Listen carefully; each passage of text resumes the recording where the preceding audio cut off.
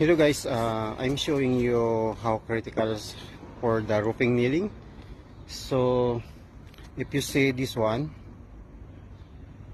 you see this one, this is the one sheet of rope. I nailed to her, see this, then I nailed her, but make sure that you never nail in this area. You never nail, because if you look like that, this is the